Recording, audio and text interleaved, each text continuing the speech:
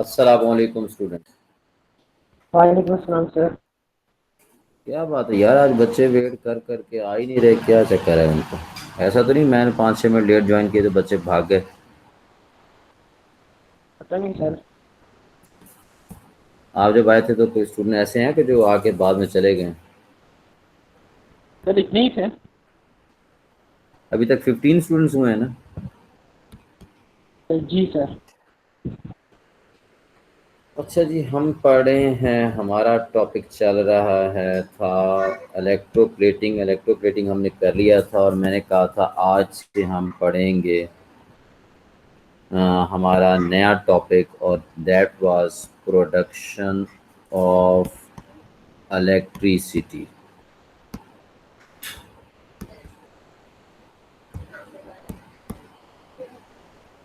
Production of electricity by a redox reaction। एक redox reaction से electricity कैसे produce होती है? अच्छा, अब इसके लिए जो सेल यूज होता है, उस सेल के हमने काफ़ी नाम पढ़े थे ओ लेवल में। सबसे इसमें जो सिंपलेस्ट सेल है उसको कहते हैं simple chemical cell. Simple chemical cell और voltage cell.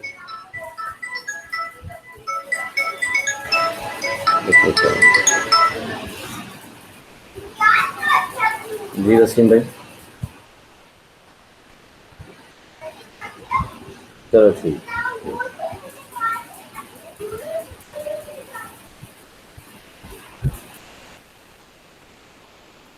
Simple chemical cell और वोल्टेज सेल और गैल्वेनिक सेल, इन सारे सेल्स की वर्किंग एक ही है, काम एक ही है, लेकिन ये टेक्निकली इनकी मैन्युफैक्चरिंग, इनका जो कह रहे हैं शेप, वो थोड़ी थोड़ी सी डिफरेंट है। Let's start with the simple chemical cell. Simple chemical cell से शुरू करते हैं, जिसको हमने ओ लेवल में पहले पढ़ा था, और आहिस्ता आहिस्ता फिर कॉन्सेप्ट थोड़ा थोड़ा इसको कॉम्प्लिकेटेड या थोड़ा सा जो मोर कॉम्प्लेक्स है उसकी तरफ जाते रहेंगे। हमने पढ़ा था simple chemical cell is a type of cell in which a redox reaction produces electricity. और जिस रिडॉक्स रिएक्शन को हमने सेलेक्ट किया था in order to produce electricity, that was the reaction between a metal and acid. मुझे आप लोग बताएं, अगर हम किसी जिंक मेटल को डिप कर दें सल्फ्यूरिक एसिड के सॉल्यूशन में,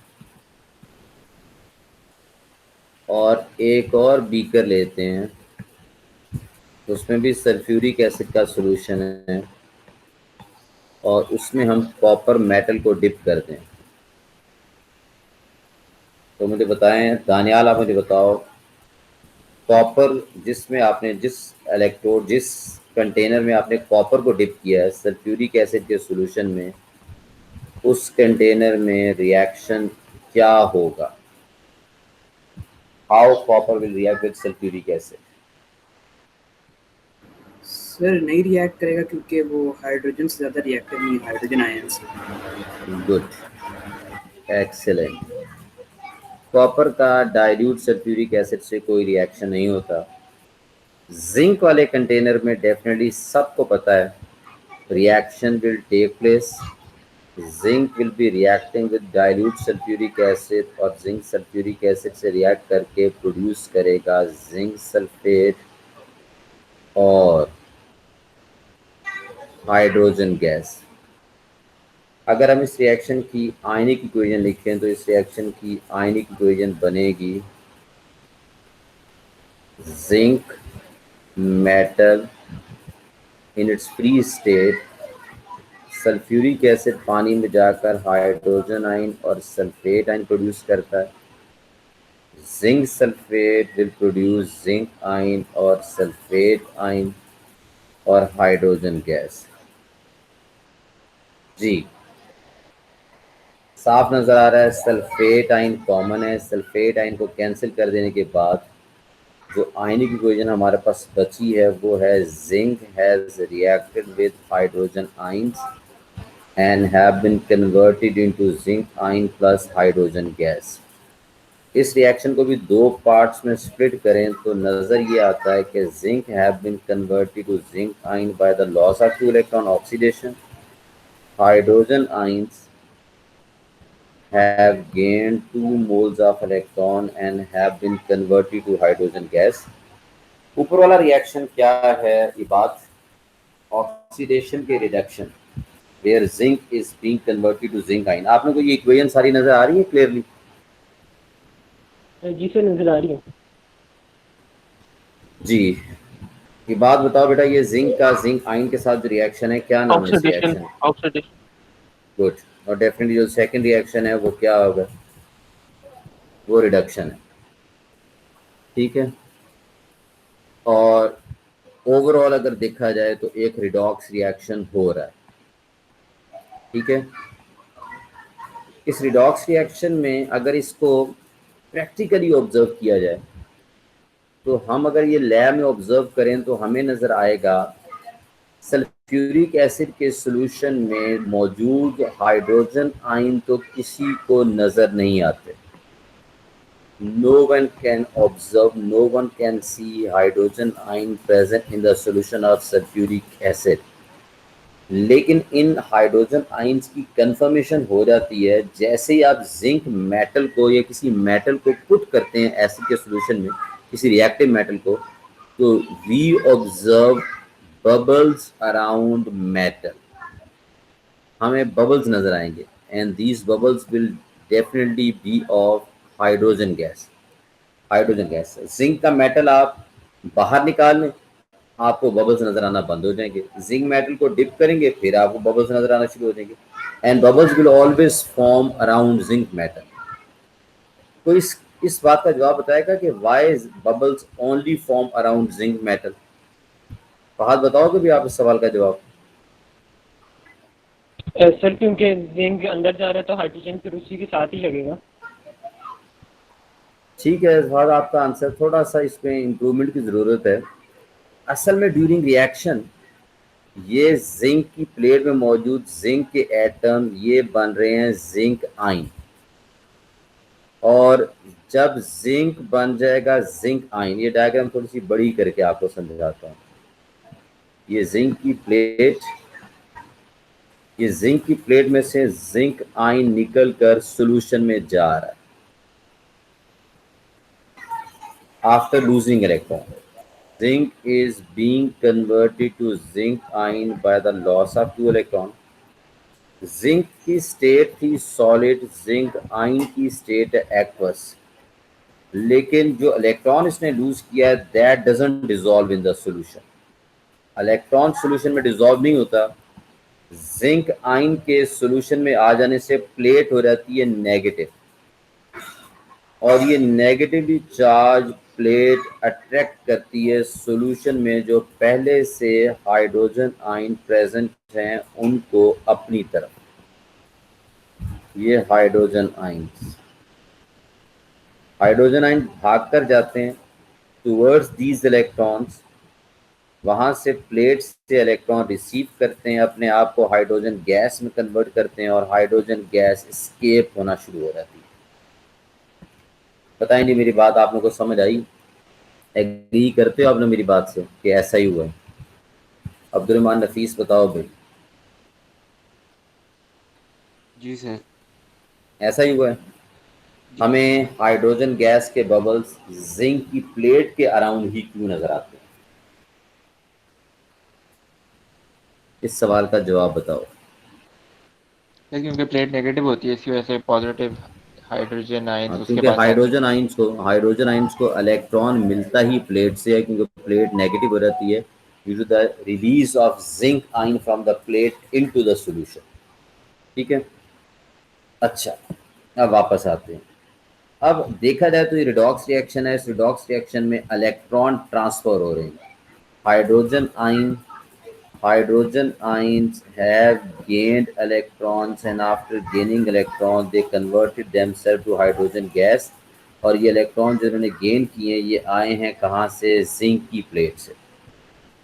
क्या ये जो इलेक्ट्रॉन्स की ट्रांसफरेंस है जिंक से हाइड्रोजन आयन की तरफ, नबिया आप मुझे बताओ क्या ये ट्रांसफरेंस डायरेक्ट है या थ्रू अ मीडियम?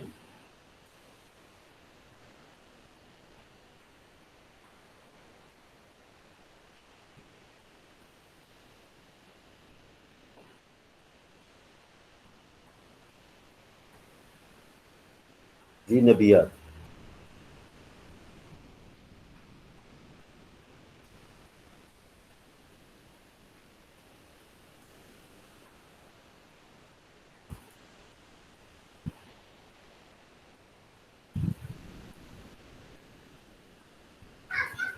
सबसे पहले नजीला आप बता दो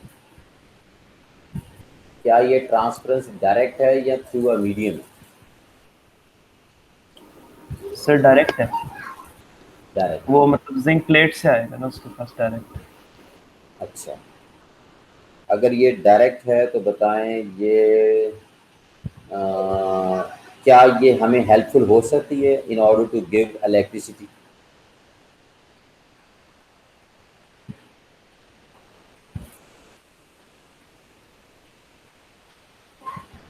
पता नहीं सर। नहीं, ये हेल्पफुल नहीं हो सकती क्योंकि अगर आपके घर में किसी ने, आपके घर के पड़ोस में किसी ने सोलर पैनल लगाया हुआ है तो क्या उसके सोलर पैनल से बिजली आपके घर तक आ सकती है बगैर तार लगाए? आपको ऐसा फ़ायदा हो सकता है कि आप भी कोई ना कोई चीज़ लगा लो, कोई बूस्टर लगा लो जो उसके घर के सोलर पैनल के वेव्स या सिग्नल कैच कर ले और आपके घर में भी लाइट आना शुरू हो जाए? नहीं सर। ऐसा नहीं हो सकता। लेकिन अगर आपके घर के बाहर आपके पड़ोस में किसी ने डिश लगाई हुई है तो पॉसिबिलिटी है कि डिश से आपका भी टीवी कुछ चैनल वगैरह कैच कर ले। जी सर। होता था ना पहले कुछ लोगों के, एक पड़ोसी ने डिश लगाई होती तो साथ के घर भी उसके ना वो आ जाते थे सिग्नल्स वगैरह, तो एक दो चार चैनल से ही चलना शुरू हो जाते। इलेक्ट्रिसिटी को फ्लो करने के लिए मीडियम चाहिए। हमारे पास मोबाइल सेल्स है, मोबाइल फ़ोन है, मोबाइल फ़ोन के लिए हमें किसी वायर की ज़रूरत नहीं है। विदाउट एनी मीडियम वेव्स आ रही है। मीडियम एक है लेकिन वो अनसीन मीडियम। लेकिन इलेक्ट्रिसिटी को पास करने के लिए एक मटीरियलिस्टिक मीडियम चाहिए, ठीक है, एक मैटर चाहिए और जो नज़र आने वाला, खाली वेव्स, खाली क्या कहते हैं गैसियस पार्टिकल से काम नहीं चलेगा। कोई सॉलिड हमें मटेरियल चाहिए होगा, कोई वायर चाहिए होगी जिसमें से करंट फ्लो कर सके। तो हम इस रिएक्शन को, ये जो हमने दो रिएक्शंस पढ़े हैं, ये जो हमने दो सेल्स पढ़े हैं, इसको बेस बनाकर हम एक इलेक्ट्रिसिटी प्रोड्यूस कर सकते हैं। और वो इलेक्ट्रिसिटी कैसे प्रोड्यूस करेंगे? हम इस दफ़ा जिंक वाला हाफ सेल और कॉपर वाला हाफ सेल दोनों आपस में, चलें ऐसे भी नहीं करते और इसको आसान करते हैं, हमने जैसे ओ लेवल पढ़ा था वैसे पढ़ते हैं। हम एक ही बीकर में भी ये रिएक्शन करवा सकते हैं।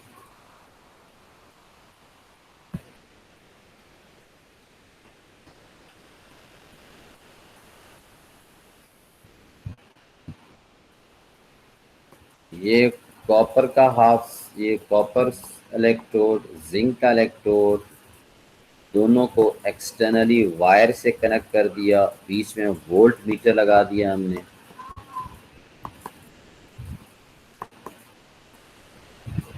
और वोल्ट मीटर वोल्टेज बताएगा, एक खास वोल्टेज का हमने बल्ब भी लगा दिया है साथ। दोनों इलेक्ट्रोड्स को इंटरनली कनेक्ट करने के लिए हमने सल्फ्यूरिक एसिड का सॉल्यूशन बीच में पुट कर दिया। जी, कौन सा मेटल रिएक्ट करेगा? अभी अभी पढ़ के हटे हैं, जिंक मेटल रिएक्ट करेगा।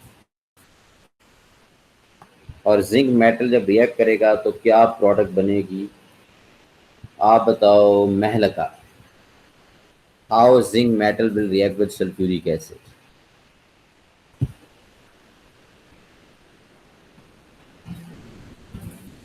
zinc 2 plus 2 electrons will be released. Good. Ionic equation ये होगी, सल्फेट को हम इग्नोर कर रहे हैं। जिंक के रिएक्ट करने का मतलब है कि zinc will be converted to zinc ion by the loss of 2 electron. This reaction will be called oxidation. Oxidation जिस इलेक्ट्रोड पे होती है उसे हम एनोड कहते हैं।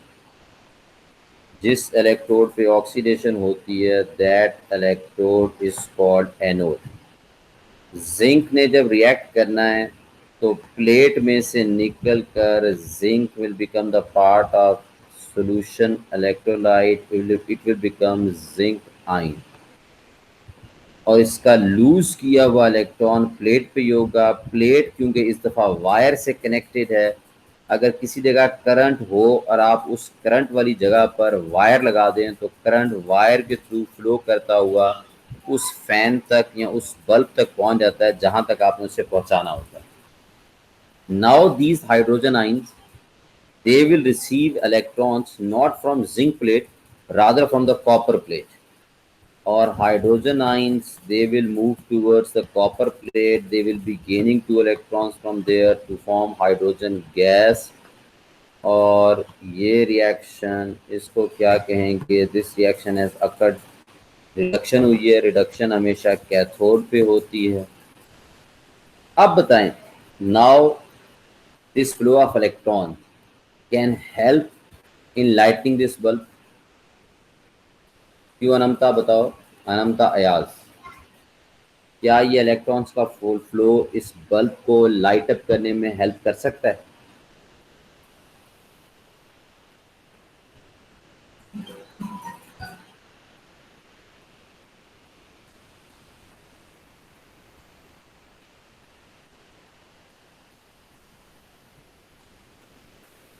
सर अनंता नहीं बता रही, क्लास में कौन है? फसीहुद्दीन आप बताओ। यस सर, हेल्प कर सकता है।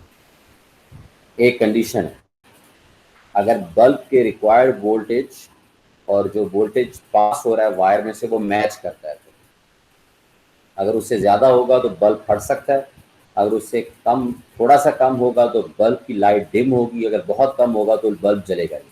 ये आपने अपने घर में भी एक्सपीरियंस किया होगा कि अगर वोल्टेज कम आ रहे हों तो लाइट्स बहुत डिम होती हैं, और अगर ना आ रहे हों तो बल्ब जलता ही नहीं है। और कभी किसी जगह पर, हमारे खैर यहाँ पे तो नहीं होता, कहीं कहीं जगहों पे जहाँ पे लोगों ने डायरेक्ट कुंडे डाल के लाइटें जलाई होती हैं। हमारे घरों में तो सिस्टम है ना, फ्यूज़ लगे हुए हैं, जो अगर हायर वोल्टेज आए तो वो ट्रिप कर जाते हैं। तो जहाँ पे ऐसा कुछ नहीं होता, लोगों ने घरों में डायरेक्ट लाइटें, वहाँ पे जैसे ही हायर वोल्टेज आता है उनके घरों के बल्ब फट जाते हैं। तो ये बल्ब ऑन हो जाएगा। बल्ब का ऑन होना इंडिकेशन है, हमने देखे बैटरी नहीं लगाई हुई, लेकिन इंडिकेशन है कि करंट फ्लो कर रहा है और इलेक्ट्रिसिटी प्रोड्यूस हो गई है। और करंट का फ्लो जिंक से कॉपर की तरफ, एक मिनट बेटा, जिंक से कॉपर की तरफ है। क्या जिंक इलेक्ट्रोड को नेगेटिव इलेक्ट्रोड कहना चाहिए कि पॉजिटिव इलेक्ट्रोड कहना चाहिए? रेहान खान आप बताओ, जिंक इलेक्ट्रोड को क्या कहना चाहिए? जी बेटा बिल्कुल सही, आप लोगों को याद है कि जहां से करंट फ्लो करता है, करंट फ्लो करता है, करंट का मतलब है flow of electrons. Electrons are negatively charge. एक नेगेटिवली चार्ज पार्टिकल पॉजिटिव की तरफ अट्रैक्ट होगा और नेगेटिव के साइड से रिपेल होगा। तो हमारे इस सिंपल केमिकल सेल में, वोल्टिक सेल में, गैल्वेनिक सेल में एनोड नेगेटिव होता है और कैथोड पॉजिटिव होता है। इसकी ओवरऑल इक्वेशन, अगर cell, overall cell equation examiner हमसे बनाने के लिए कहे तो हम क्या करेंगे? इलेक्ट्रॉन इलेक्ट्रॉन को कैंसिल कर देंगे। Zinc has reacted with 2 hydrogen ion, वही जो इक्वेशन पीछे हम देख कर आए वही हो जाएगी। लेकिन इस सेल में, पिछले वाले सेल में जो हमने इक्वेशन देखी है, उस सेल में हमें फ़ायदा कुछ नहीं हो रहा, इलेक्ट्रिसिटी हमारे किसी काम नहीं आ रही। ये डायग्राम थी हमारी, ये रिएक्शन डायरेक्ट हो रहा है इस डायग्राम में, और हमें जो करंट का फ्लो है वो हमें कोई बेनिफिट नहीं कर रहा। एग्री करती हो जी मेरी बात से? जी सर। जी इसको थोड़ा छोटा कर लेते हैं।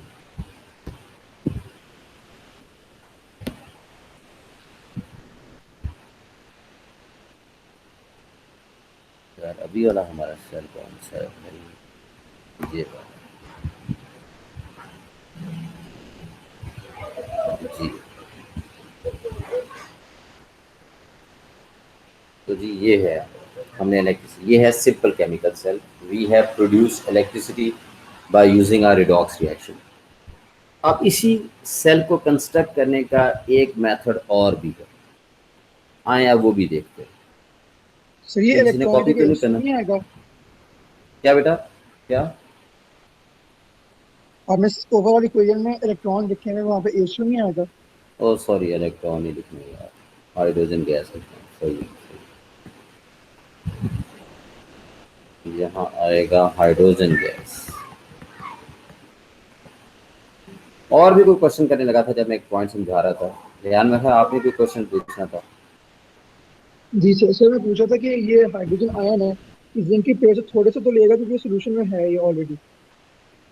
हाँ डिपेंड तो करता है बेटा। आपने एक चीज़ नोट की होगी लैब में, जब मैंने आपको दिखाया था, जिन लोगों ने मेरे साथ ये लैब एक्टिविटी की है, तो उन लोगों को क्योंकि ये बात याद है कि hydrogen ion directly zinc plate से भी इलेक्ट्रॉन ले रहे होते हैं और दूसरी प्लेट से भी इलेक्ट्रॉन ले रहे होते हैं।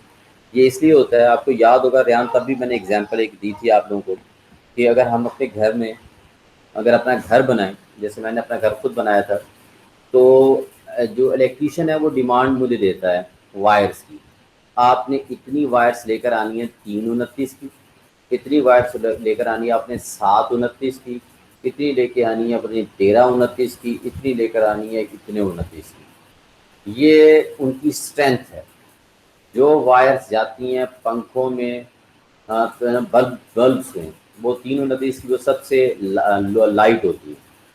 और जैसे जैसे पंखे की जो तार होगी वो थोड़ी ज़्यादा हैवी होगी, और जो आपने प्लग्स में लगानी होती है जहाँ पे इस्त्री चलती है, टेलीविज़न चलता है, वो और हैवी होगी।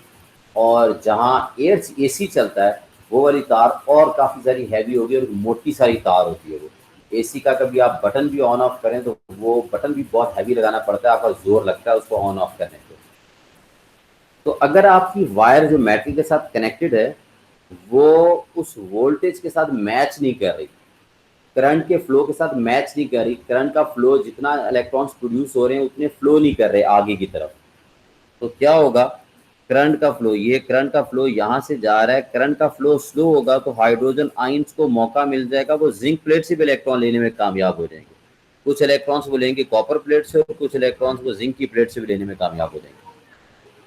समझ रही बात की कि नहीं समझ आई? क्लियर हो गया? ये पॉइंट था ना।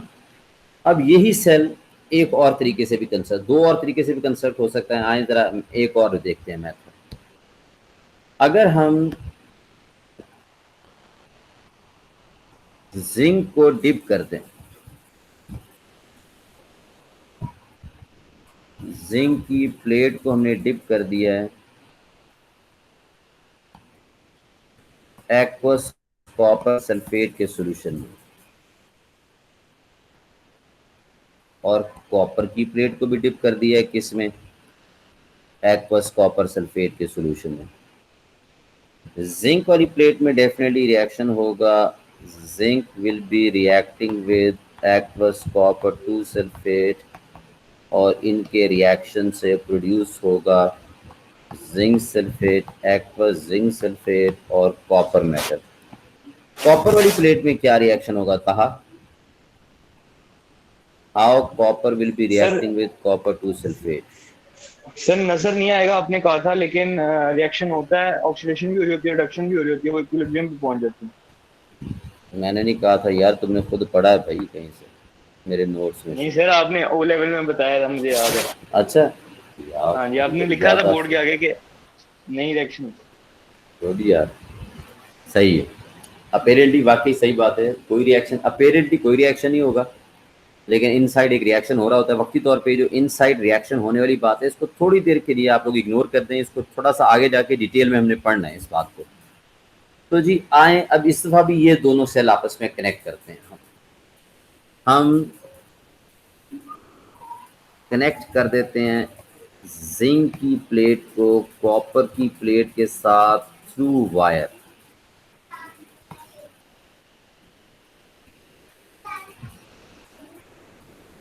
और इस दफा बीकर भी 2 कर देते हैं।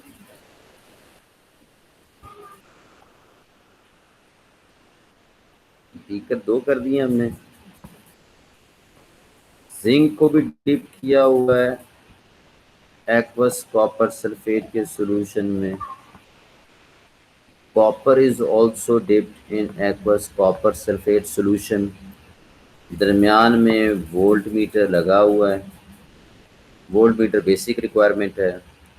दोनों इलेक्ट्रोलाइट्स आपस में कनेक्टेड नहीं, हमेशा 2 सर्किट कंप्लीट होने चाहिए। और दोनों इलेक्ट्रोलाइट्स को आपस में कनेक्ट करने के लिए क्या करते हैं हम, एक सॉल्ट ब्रिज बनाना बहुत आसान है। आप कॉटन वूल लें, आप कोई कपड़ा लें, उसे नमक के सोल्यूशन में गीला करके नमक के सोल्यूशन में उसका एक एंड यहाँ रख दें, एक एंड दूसरे एंड पे रख, दूसरे एंड में डिप कर दें। तो अब इसके अंदर इस कॉटन वूल के अंदर अब सॉल्ट है और सॉल्ट ने दोनों इलेक्ट्रोलाइट्स को ब्रिज कर दिया। अगर 2 जगहों पे करंट हो, एक बिजली की नेगेटिव वायर है और एक पॉजिटिव वायर है, और एक बंदा क्या करे, अपनी ड्राई रुमाल को यहाँ दोनों के बीच में रख दे। अभी कुछ दिन पहले एक वीडियो वायरल हुई है, एक बंदा वो अपना दुकान करना, शटर बंद करते करते उसको करंट लग गया और वो साथ ही चिपक गया। तो आपने देखा वो दूसरे बंदे ने कैसे बचाया उसको, देखा ये किसी सर वो वो वीडियो? कपड़े से उसने पकड़ लिया तो। हाँ देखो, ये जो पहले हमारे नबी सल्लल्लाहु अलैहि वसल्लम की सुन्नत भी थी ना, जो कंधे पे नहीं शोल्डर पे आपने देखा है इमाम मस्जिद ने, या और वो एक रखा होता है, पंजाबी में उसको साफा कहते हैं, रुमाल सा। तो वो उसका फ़ायदा ये होता था, कहीं पे कोई चीज़ आप मेरे पास, जैसे पहले वक्तों में मेरे नाना अबू, मुझे याद है, शॉपिंग बैग की जगह उसी साफे के अंदर कोई फ्रूट लपेट के लेकर आते थे। गर्मी लगती थी तो उसको सर पे लपेट लेते थे, सर्दी भी लगती थी तो उसको सर पे लपेट लेना। और कई जगह पर उसका आप थैला बना, उसको बंदा पानी में डूब रहा है, आप उसको एज ए रस्सी के तौर पे यूज़ कर उसकी तरफ फेंकें, वो पकड़ लेगा, आप उसको खींच के बाहर निकाल लें। और तीसरा, उस दिन उस बंदे ने फ़ायदा उसका उठाया कि क्या किया, वो कपड़ा डाला, पहले तो इधर तो कुछ देखने लगा चीज़, फिर उसको एकदम ख्याल आया कि मेरे पास कपड़ा है। उसने कपड़ा उसकी गर्दन में फंसा के ज़ोर से पीछे की तरफ खींचा, उसको अलहदा कर दिया वहाँ से। तो हमने एक कपड़ा क्या कर दिया, 2 बिजली की तारों के दरमियान में रख दिया। अब बताएं, इस कपड़े से करंट पास होगा? जो बंदा इस कपड़े को यहाँ से टच कर रहा है उससे करंट लगेगा कि नहीं? बताओ, फातिमा शहरियार है क्लास में?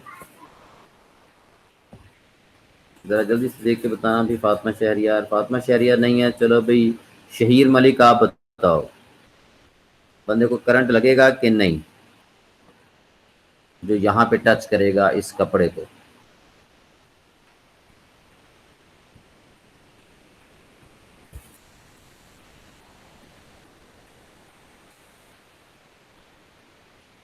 कोई जवाब नहीं। सर नहीं लगेगा?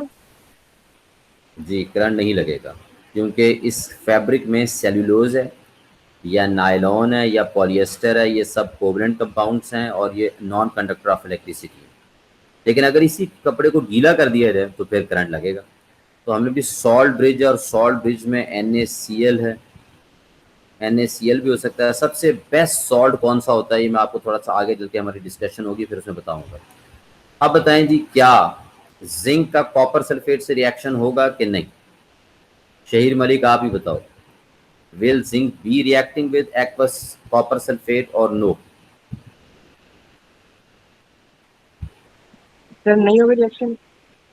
क्यों भाई, जिंक इज मोर रिएक्टिव, यहाँ क्यों हो रहा है? यहाँ क्यों रिएक्शन हो गया? जिंक एक मोर रिएक्टिव मेटल अपने से लेस रिएक्टिव मेटल को डिस्प्लेस करता है।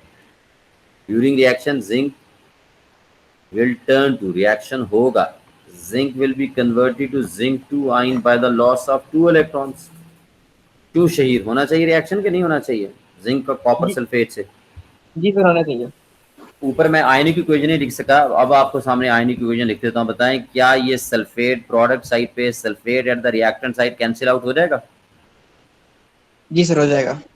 तो हमारी आयनिक इक्वेशन क्या बनेगी? Zinc metal has reacted with copper 2 ions and have produced zinc ion plus copper metal. Further इसको ब्रेक डाउन करके लिखें तो zinc have been converted to zinc 2 ion by the loss of 2 electron. Copper 2 ion after gaining 2 moles of electron have been converted to copper. ऊपर वाला reaction oxidation, नीचे वाला reduction. ये zinc has been converted to zinc ion by the loss of 2 electron. Oxidation हुई है. Oxidation जिस electrode पे होती है उसे एनोड कहते हैं. जिंक आ जाएगा एक्वस फॉर्म में सोल्यूशन में. ये जिंक के एटम जिंक आयन बन के सोल्यूशन में आ रहे हैं. तो सिहुद्दीन आप बताओ इलेक्ट्रॉन कहाँ जाएंगे? Where the electrons will go? Then zinc will be converted to zinc. Zinc solid will be converted to zinc ion.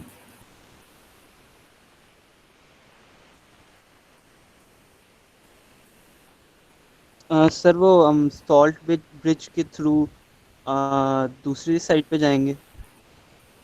Ji, salt bridge के थ्रू नहीं भाई, सॉल्ट ब्रिज के थ्रू नहीं जाएंगे. जिंक प्लेट पे होंगे.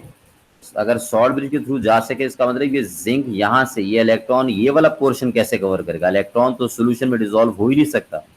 दे will remain on the plate and from the plate they will start travelling through wire.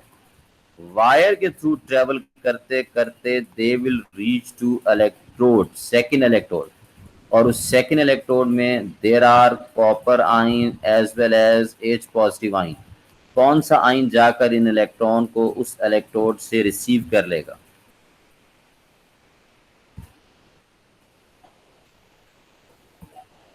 बोलो भाई फसीहुद्दीन साहब. Copper ion is more reactive than hydrogen ion. Copper ions are present below hydrogen in the reactivity series. Copper ions will gain these two electrons to form copper. ये हो गई reduction. Reduction जिस electrode पे होती है उस electrode का नाम होता है cathode. Copper is behaving as cathode while zinc plate is behaving as anode. और हम दोबारा फिर इलेक्ट्रिसिटी प्रोड्यूस करने में कामयाब हो गए. This time without sulphuric acid. इस दफ़ा हमें सल्फ्यूरिक एसिड नहीं यूज़ करना पड़ा. इस दफ़ा हमने एक कॉपर सल्फेट को यूज़ कर लिया. एक नॉन एसिडिक इलेक्ट्रोलाइट को यूज़ करके हमने इलेक्ट्रिसिटी प्रोड्यूस कर ली. सर इस सॉल्ट ब्रिज का क्या फायदा है? सॉल्ट ब्रिज का ये फ़ायदा है कि आप मुझे बताओ ये जो लेफ्ट साइड वाला सेल है जिंक वाला हाफ सेल, इसको कहते हैं ऑक्सीडेशन हाफ सेल. क्या इस ऑक्सीडेशन हाफ सेल में पॉजिटिव आयन एक्सेस हो रहे हैं कि नेगेटिव आयन एक्सेस हो रहे हैं? पॉजिटिव. गुड. और राइट साइड वाले हाफ सेल में पॉजिटिव आयन कम होते जा रहे हैं जिसकी वजह से नेगेटिव आयन एक्सेस हो रहे हैं. किसी सॉल्यूशन के इलेक्ट्रोलाइट की प्रॉपर फंक्शनिंग के लिए उसका इलेक्ट्रिकली न्यूट्रल रहना भी ज़रूरी है. नजीला क्या रहना ज़रूरी है? Electrically neutral. इलेक्ट्रिकली न्यूट्रल का मतलब जितना पॉजिटिव चार्ज हो उतना ही नेगेटिव चार्ज हो. तो दोनों सॉल्ट ब्रिज दोनों काम कर सकता है. लेफ्ट साइड पे मौजूद एक्सेस पॉजिटिवली चार्ज आयंस को जिंक वाले हाफ सेल में मौजूद एक्सेसिव पॉजिटिवली चार्ज आयंस को जिनकी यहाँ ज़रूरत नहीं है, it will transfer them to copper वाले हाफ सेल में, to reduction half cell, so that they could gain their electrons from there. They could be useful in gaining electrons. तो salt bridge के थ्रू आयंस की movement होती है either from oxidation half cell to reduction half cell or from reduction half cell to oxidation half cell. लेकिन क्योंकि oxidation वाला reaction पहले होता है इसलिए ज़्यादा चांसेस इस बात के हैं. आपको सिर्फ इतना पता होना चाहिए कि सॉल्ट ब्रिज के थ्रू मूवमेंट ऑफ आयंस होती है from one electrolyte to another electrolyte. Najula समझ में आया? जी सर. पक्का पानी के कच्चा? पक्का पक्का पक्का पानी. ठीक है. लो जी, ये हमने एक था सेल. अब यही सेल थक तो नहीं गए हो फहद? नहीं सर. टॉपिक इंटरेस्टिंग है कि बोरिंग है? सर अभी तो इंटरेस्टिंग है, आगे जाके थोड़ा सा मुश्किल लगता है. कहा तुम्हें कैसा लग रहा है? तुम लोगों ने तो ये अभी तक मैंने कुछ भी नया नहीं पढ़ाया, सारा ओ लेवल का पढ़ाया है. कहा रेयान कैसा लग रहा है अभी टॉपिक? सर पुराना वाला ये था सर, अभी नया शुरू है। हाँ अभी नया, जी बस वैसा नया, ही है। अभी अभी नया शुरू करते हैं, अभी शुरू करते हैं। लो जी, अगर हम जिंक की प्लेट को, सर वही सिंपल सेल बनाने लगे हैं। नहीं नहीं, अब ये जो सेल बन रहे हैं इनको कहते हैं गैल्वेनिक सेल्स। ठीक है, ये सारे के सारे हैं, इनको इलेक्ट्रोकेमिकल सेल्स भी कहा जाता है। ये इलेक्ट्रोकेमिकल सेल्स की सारी type. Electrochemical cells are those in which are redox reaction produces electricity। Electrochemical cell simple, वो जिसमें एसिड आपने डाला होता है उसको सिंपल केमिकल सेल कहते हैं। जिसमें सॉल्ट ब्रिज आप लगा लेते हो उसे वोटिक सेल कहते हैं। गैल्वेनिक सेल में क्या होता है, आपका इलेक्ट्रोलाइट कॉमन होता है दोनों हाफ सेल में, सॉरी दोनों हाफ सेल में डिफरेंट इलेक्ट्रोलाइट होता है। जैसे अभी आप देखने लगे, जिंक को मैंने डिप कर दिया है एक्वस जिंक सल्फेट के सोल्यूशन में, ये जिंक सल्फेट का सोल्यूशन। क्या जिंक को जिंक सल्फेट के सोल्यूशन में डिप कर दें तो रिएक्शन होगा? नहीं।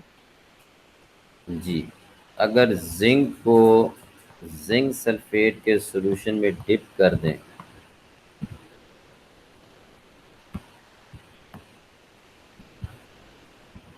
तो मेरे भाई अपेरेंटली कोई रिएक्शन नहीं होगा। यार क्या मुसीबत, अपेरेंटली कोई रिएक्शन नहीं होगा, लेकिन असल में क्या होगा, ये बन जाएगा जिंक सल्फेट और जिंक। बताएं रिएक्शन हो रहा है कि नहीं? सर आपने कॉपर लिख दिया। बना दिया। अच्छा सॉरी,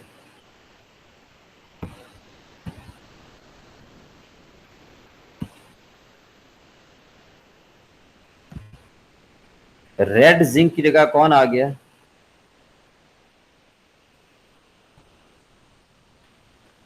लूजिंग का लूजिंग। ब्लू जिंक आ गया ना। डिस्प्लेसमेंट रिएक्शन हो रहा है, लेकिन जो चीज़ डिस्प्लेस हो रही है, जो एलिमेंट डिस्प्लेस हो रहा है उसी एलिमेंट का एक एटम डिस्प्लेस कर रहा है। डिस्प्लेस होने वाला और डिस्प्लेस करने वाले एक ही एलिमेंट के दो डिफरेंट एटम्स हैं, इसलिए अपेरेंटली कोई चेंज नजर नहीं आता, लेकिन इनसाइड दो रिएक्शन हो रहे हैं। ये वाला जिंक आयन कन्वर्ट हो रहा है जिंक एटम में। Zinc ion is gaining 2 moles of electron to become zinc, और इसको कहते हैं रिडक्शन। और ये ब्लू वाला जिंक हो रहा है oxidise. Zinc metal is getting oxidise to form zinc 2 ion after the loss of 2 electron, इसको कहते हैं ऑक्सीडेशन। और अगर हम कैंसिलेशन करना शुरू करें तो क्योंकि सब कुछ कैंसिल आउट हो जाएगा, इलेक्ट्रॉन इलेक्ट्रॉन से, जिंक जिंक से, जिंक आयन से, इसलिए अपेरेंटली लगता है कि कोई रिएक्शन नहीं हुआ, लेकिन रिएक्शन हो रहा है। क्या हो रहा है रिएक्शन? दो रिवर्सिबल रिएक्शंस हो रहे हैं। ज़रा देखिएगा ये दो रिवर्सिबल रिएक्शन क्या हो रहे हैं। जिंक आयन इलेक्ट्रॉन गेन करके बन रहा है जिंक, और जिंक मेटल इलेक्ट्रॉन लूज करके बन रहा है जिंक आयन। ये दो रिएक्शंस हो रहे हैं, दोनों एक जैसी स्पीड से हो रहे हैं।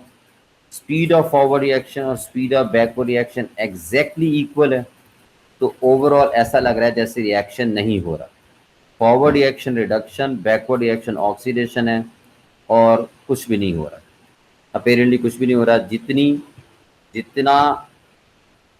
जितनी रिडक्शन हो रही है उतनी ही ऑक्सीडेशन हो रही है, ठीक है। लेकिन इन दोनों में से इस इक्विलिब्रियम को डिस्टर्ब आप कर सकते हैं। कैसे डिस्टर्ब कर सकते हैं, ये जरा गौर से सुनिएगा। अगर हम इसी प्लेट के साथ, इसी हाफ सेल के साथ कॉपर मेटल लगा दें, कॉपर मेटल को भी कॉपर सल्फेट के सॉल्यूशन में डिप कर दें, और दोनों को वोल्ट मीटर से की मदद से वायर से कनेक्ट कर दें, और दोनों इलेक्ट्रोलाइट को सॉल्ट ब्रिज से कनेक्ट कर दें। अब मुझे बताइएगा, क्या कॉपर वाले हाफ सेल में भी दो रिएक्शन हो रहे होंगे? Copper ion, copper is reacting with copper sulphate to produce copper sulphate and copper. बोलो भाई, क्या ये रिएक्शन हो रहा है कॉपर वाले हाफ सेल में कि नहीं हो रहा? जी सर हो रहा है। बिल्कुल हो रहा है जी। यानी यहाँ भी दो रिएक्शंस हो रहे हैं। ये वाला कॉपर आइन हो रहा है, सॉरी, ये वाला कॉपर आइन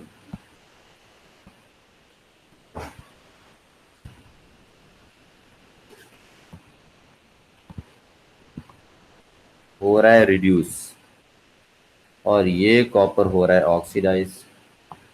कॉपर 2 आइन इलेक्ट्रॉन गेन करके बना रहा है कॉपर, और कॉपर इलेक्ट्रॉन लूज करके अपने आप को कन्वर्ट कर रहा है कॉपर 2 आइन में।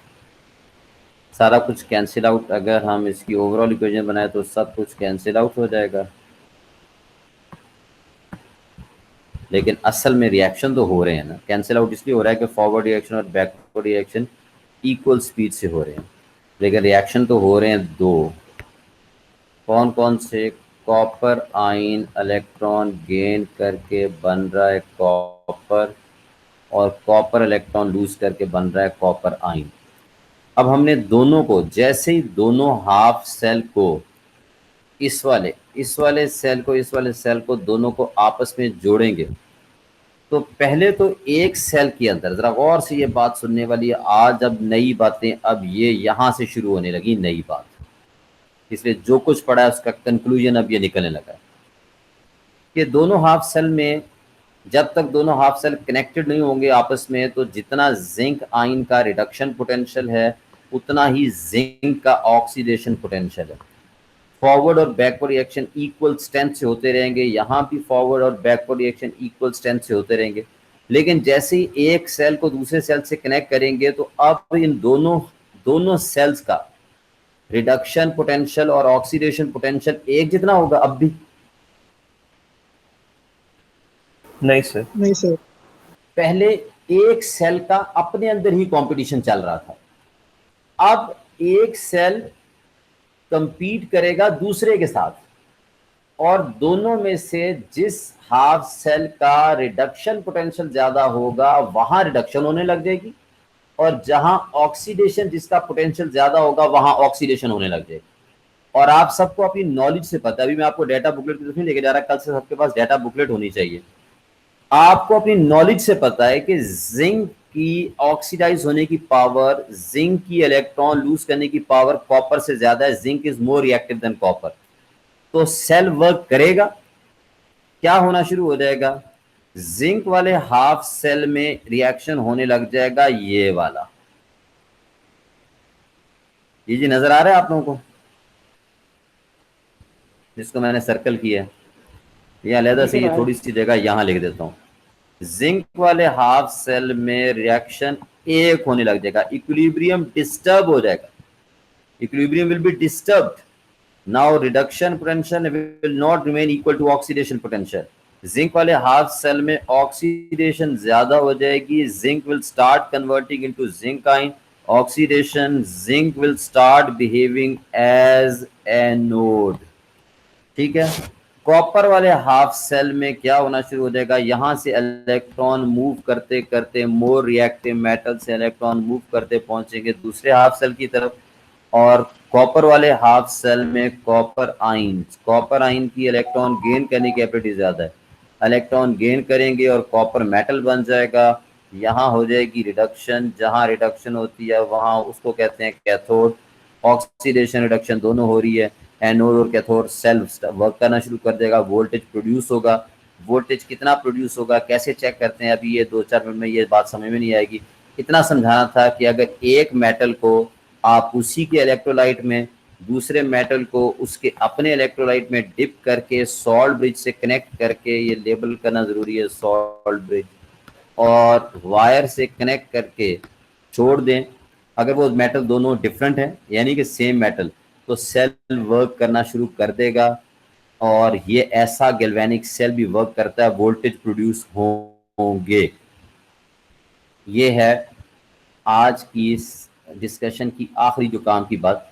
कल से हम इंशाल्लाह वोल्टेज खुद कैलकुलेट करेंगे कि कौन सा हाफ सेल किस हाफ सेल से कनेक्ट हो तो कितना वोल्टेज प्रोड्यूस होता है। ठीक है जी सर। जी बेटा। सर ये रिएक्शन हो क्यों रहा है जिंक और जिंक सल्फेट के आपस में, क्यों हो रहा है? क्यों हो रहा है? ये इसलिए हो रहा है भाई कि जो प्लेट में मौजूद जिंक है, सॉल्यूशन में मौजूद सल्फेट आयन उसके साथ अट्रैक्शन डेवलप करके उसको खींच के सॉल्यूशन में ले आते हैं, लेकिन इलेक्ट्रॉन वो प्लेट पे छोड़ आता है।